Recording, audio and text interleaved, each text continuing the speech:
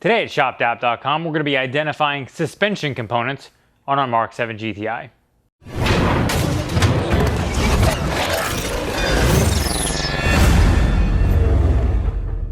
Okay, so before we get into identifying suspension components on this car, this is a MK7 GTI. Just want to talk real briefly about how this would apply to previous generations, because obviously we have a lot of viewers from all different generations.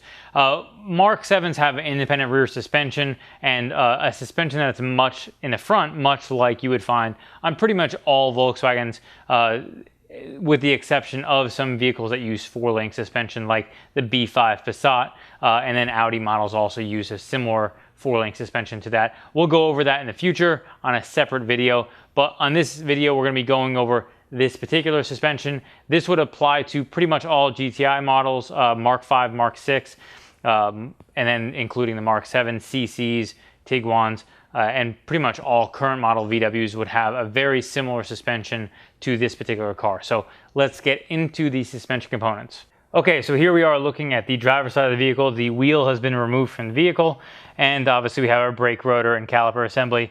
Now let's start with suspension components. The most obvious suspension component we can see here, it would be your strut assembly. Now this vehicle does have coilovers on here, so coilover is the main difference with a coilover versus a standard strut assembly would be is that right here, this is adjustable to make the vehicle go up and down. So if you see here, there's a collar here that locks it in place.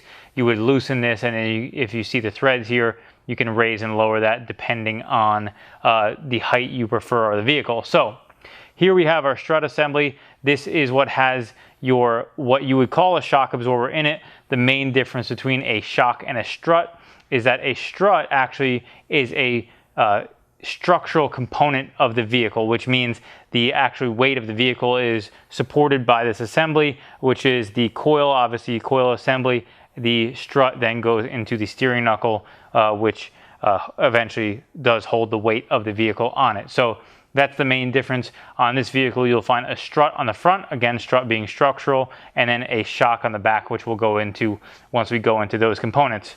Next components we have on this assembly would be the spring. Obviously springs raise and lower the vehicle depending on the spring you have in the vehicle. And then spring rate is also another variable for springs that will change the characteristics of the ride of the vehicle. Now another component I want to talk about that we're not going to be able to see here in our assembly is going to be your strut top and bearing. This is actually what mounts the vehicle to the actual strut assembly. So this is your strut top, this is your strut bushing, this is bolted to the top of the strut and actually bolts to the vehicle here through these three bolts. And here is our strut bearing. Now the strut bearing's main function is as the vehicle turns, because again this strut assembly holds the weight of the vehicle, it will turn like so, and obviously you have to have something that allows the vehicle to turn while the shock absorber also moves in place. So this will allow smooth engagement between that while you're turning the vehicle. Oftentimes strut bushings and bearings, if they go bad, may have some noise at low speeds, or even squeaking noise over bumps oftentimes is almost certainly related to the strut bushings or the bearings assembly. So whenever you're replacing components on suspensions, if they have any significant mileage on them, we always recommend replacing strut bushings and bearings on the vehicle.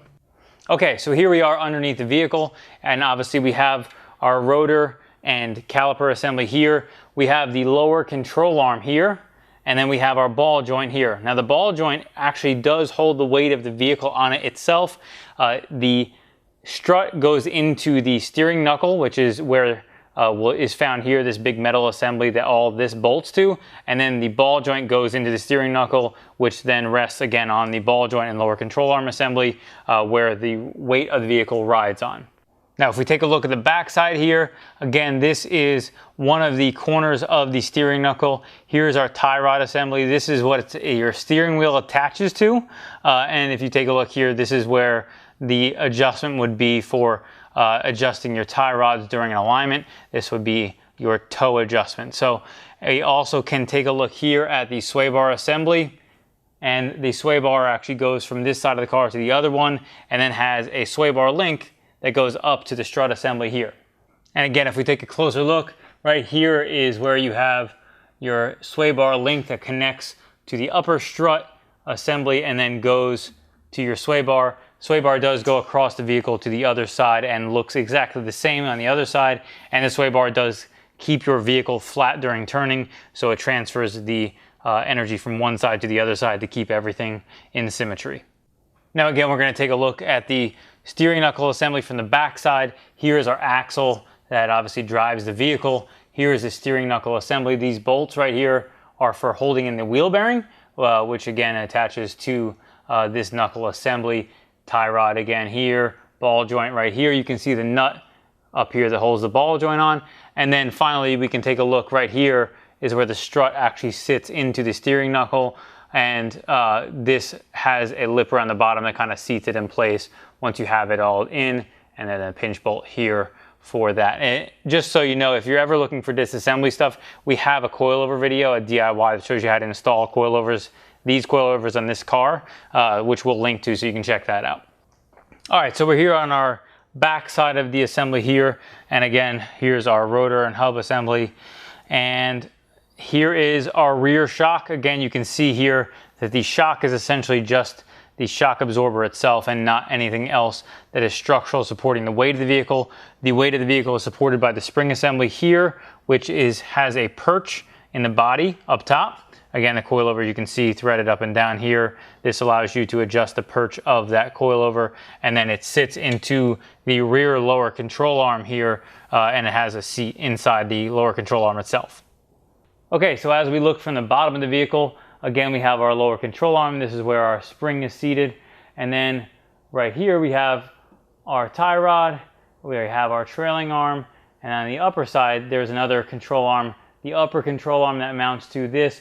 This wouldn't be called a spindle as much as it would just be, they refer to it as a wheel bearing housing, that obviously everything is housed for the wheel bearing assembly. All the control arms bolt to it for the hub and rotor assembly back here.